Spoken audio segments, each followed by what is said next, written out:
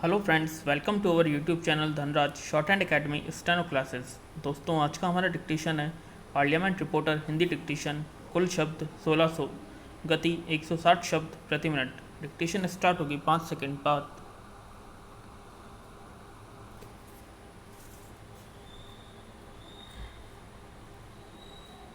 Start. Bharat का उच्चतम न्यायालय या भारत का सर्वोच्च न्यायालय या भारत का सुप्रीम कोर्ट भारत का शीर्ष न्यायिक प्राधिकरण है, जिसे भारत का संविधान भारतीय संविधान के भाग 5 अध्याय 4 के तहत स्थापित किया गया है। विराम। भारतीय संघ की अधिकतम और व्यापक न्यायिक अधिकारिता उच्चतम न्यायालय को प्राप्त है। भारत का संविधान भारतीय संविधान के अनुसार उच्चतम न्यायालय की भूमिका संघीय न्यायालय और भारत का संविधान भारतीय संविधान के संरक्षक की है। विराम। भारत का संविधान भारतीय संविधान के अनुच्छेद 124 से 147 तक में वर्णित नियम उच्चतम न्यायालय की संरचना और अधिकार क्षेत्रों की नींव है। विराम। उच्चतम न्यायालय सबसे उच्च अपीली अदालत है, जो राज्यों और केंद्र शासित प्रदेशों के उच्च न्यायालयों के फैसलों के खिलाफ अपील सुनता है। विराम। इसके अलावा राज्यों के बीच या विवादों या मौलिक अधिकारों और मानव अधिकारों के गंभीर उल्लंघन से संबंधित याचिकाओं के आमतौर पर उच्चतम न्यायालय के समक्ष सीधा रखा जाता है। विराम। भारत के उच्चतम न्यायालय का उद्घाटन 28 जनवरी 1950 को हुआ और उसके बाद इसके द्वारा 24,000 से अधिक निर्णय दिए जा चुके हैं। विराम। पैरा। न्यायाधीशों के वेतन और भत्ते। भारतीय संविधान के अनुच्छेद 125 में कहा गया है कि उच्चतम न्यायालय के न्यायाधीश के वेतन व भत्ते दिए जाएं, जो संसद भारत की संचित निधि निर्मित करे। विराम। न्यायाधीश के लिए वेतन भत्ते अधिनियम 1 जनवरी 2009 के अनुसार सुप्रीम कोर्ट के मुख्य न्यायाधीश को 2,80,000 मासिक आय और न्यायाधीश को 2,50,000 मासिक आय प्राप्त हुए हैं। विराम। निःशुल्क आवास, मनोरंजन, स्टाफ कार और यातायात भत्ता मिलता है। विराम। इनके लिए वेतन संसद तय करती है, जो कि संचित निधि से पारित होती है। कार्यकाल के दौरान वेतन में कोई कटौती नहीं होती है। विराम। न्यायाधीश के कार्यकाल 65 वर्ष की आयु। विराम। वर्तमान में सर्वोच्च न्यायालय के मुख्य न्यायाधीश शरद अरविंद बोबड़े हैं। विराम। उच्चतम न्यायालय भवन के मुख्य ब्लॉक को भारत की राजधानी नई दिल्ली में तिलक रोड स्थित 22 एकड़ जमीन के एक वर्गाकार भूखंड पर बनाया गया है। विराम। निर्माण का डिजाइन केंद्रीय लोक निर्माण विभाग के प्रथम अध्यक्ष भारतीय मुख्य वास्तुकार गणेश भिकाजी देवलाकीकर द्वारा इंडो ब्रिटिश स्थापत्य शैली में बनाया गया था। न्यायालय 1958 में वर्तमान इमारत में स्थानांतरित किया गया। विराम। भवन को न्याय के तराजू की छवि देने की वास्तुकारों की कोशिश के अंतर्गत भवन के केंद्रीय ब्लॉक को इस तरह से बनाया गया है कि वह तराजू के केंद्रीय बीम की तरह लगे। 1979 में दो नए हिस्से पूर्व विंग और पश्चिम विंग को 1958 में बने परिसर से जोड़ा गया। कुल मिलाकर इस परिसर में 5 अदालती कमरे हैं। मुख्य न्यायाधीश की अदालत, जो कि न केंद्रीय विंग के केंद्र में स्थित है, सबसे बड़ी अदालत कार्यवाही का कमरा है। इसमें एक ऊंची छत के साथ एक बड़ा गुंबद भी है। विराम। पैरा। भारत के संविधान द्वारा उच्चतम न्यायालय के लिए मूल रूप से दी गई व्यवस्था में एक मुख्य न्यायाधीश तथा 7 अन्य न्यायाधीशों को अधिनियमित किया गया था और इस संख्या को बढ़ाने का जिम्मा संसद पर छोड़ा गया था। विराम।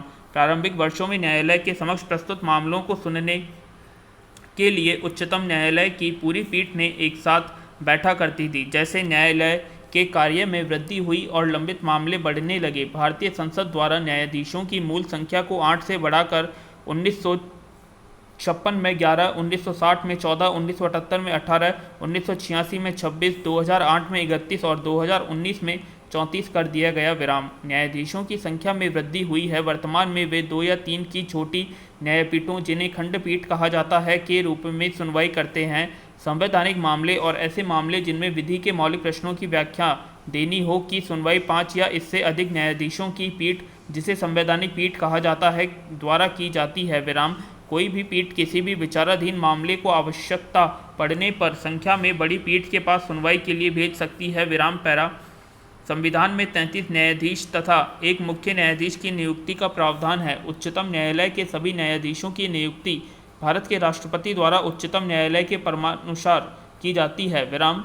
सर्वोच्च न्यायालय के मुख्य न्यायाधीश इस प्रसंग में राष्ट्रपति को परामर्श देने से पूर्व अनिवार्य रूप से 4 वरिष्ठतम न्यायाधीशों के समूह से परामर्श प्राप्त करते हैं तथा इस समूह से प्राप्त परामर्श के आधार पर राष्ट्रपति को परामर्श देते हैं। विराम। पैरा। अनुच्छेद 124 के अनुसार मुख्य न्यायाधीश की नियुक्ति करते समय राष्ट्रपति अपनी इच्छानुसार सर्वोच्च न्यायालय के न्यायाधीशों की सलाह लेगा। वहीं अन्य जजों की नियुक्ति के समय उसे अनिवार्य रूप से मुख्य न्यायाधीश की सलाह माननी पड़ेगी। विराम। सर्वोच्च न्यायालय एडवोकेट ऑन रिकॉर्ड एसोसिएशन बनाम भारत संघवाद 1993 में दिए गए निर्णय के अनुसार सर्वोच्च न्यायालय उच्च न्यायालय के जजों की नियुक्ति तथा उच्च न्यायालय के जजों के तबादले इस प्रकार की प्रक्रिया है जो सर्वाधिक योग्य उपलब्ध व्यक्तियों की नियुक्ति की जा सके। विराम। भारत के मुख्य न्यायाधीश का मत प्राथमिक पाएगा।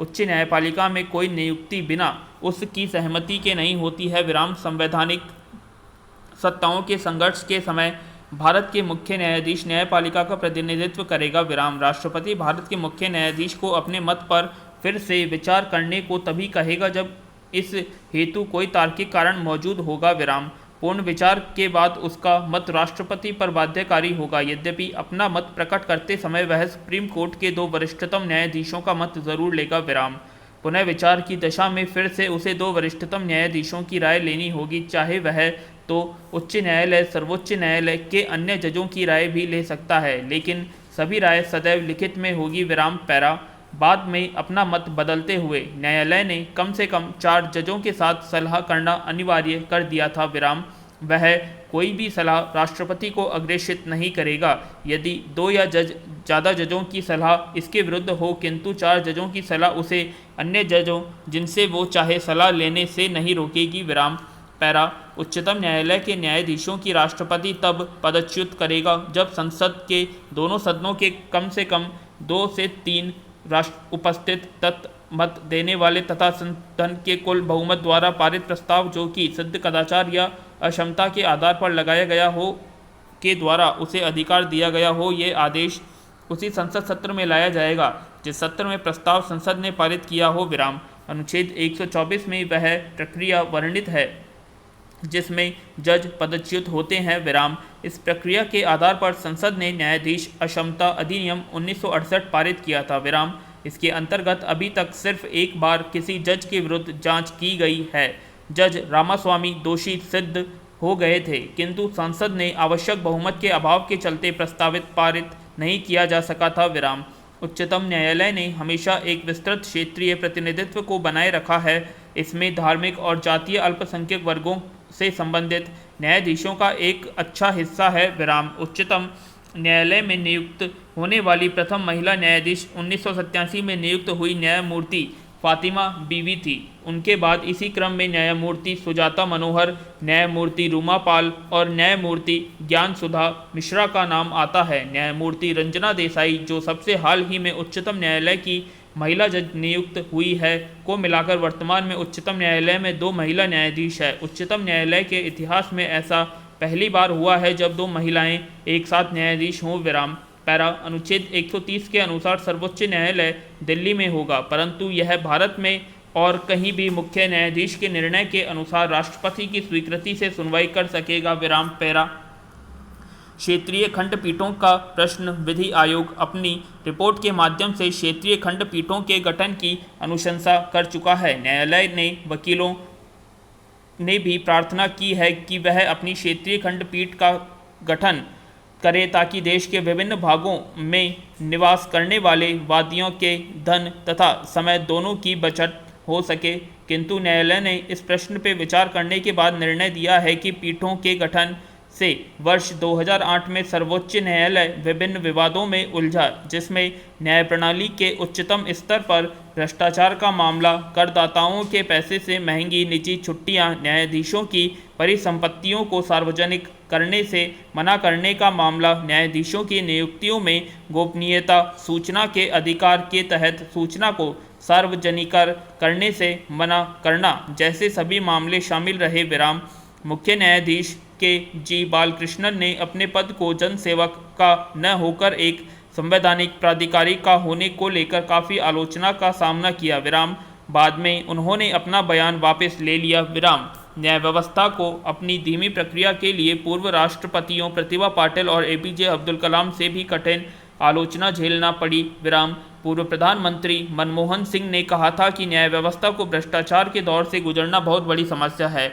और सुझाव दिया कि इसको बहुत शीघ्र इसके उबारने की आवश्यकता है। विराम पैरा भारत के कैबिनेट सचिव ने भारत के मुख्य न्यायाधीश की अध्यक्षता में राष्ट्रीय न्याय परिषद का पैनल गठित करने के लिए संसद में न्यायाधीश जांच संशोधन बिल 2008 प्रस्तुत किया। यह परिषद उच्च न्यायालय और सर्वोच्च न्यायालय के न्यायाधीशों पर लगे भ्रष्टाचार और दुराचार के आरोपों की जांच करेगी। भारत में संविधान के अनुच्छेद 145 के तहत सर्वोच्च न्यायालय को अपने क्रियाकलापों एवं प्रक्रिया को विनियमित करने के लिए स्वयं के नियमों को लागू करने का अधिकार देता है। विराम राष्ट्रपति के अनुमोदन के साथ तदनुसार सर्वोच्च न्यायालय की नियमावली रूल्स 1950 तैयार किए गए थे। इसके बाद 1966 में इसमें संशोधन करके नई नियमावली बनाई गई। विराम 2014 में सर्वोच्च न्यायालय ने 1966 के नियमों को बदलकर सर्वोच्च न्यायालय नियमावली 2013 अधिसूचित किया, जो अगस्त 2015 से प्रभावित हुई। विराम पैरा 2019 जुलाई से सर्वोच्च न्यायालय की वेबसाइट पर हिंदी एवं अन्य भारतीय भाषाओं में भी निर्णय की प्रति उपलब्ध कराई जा रही है। विराम।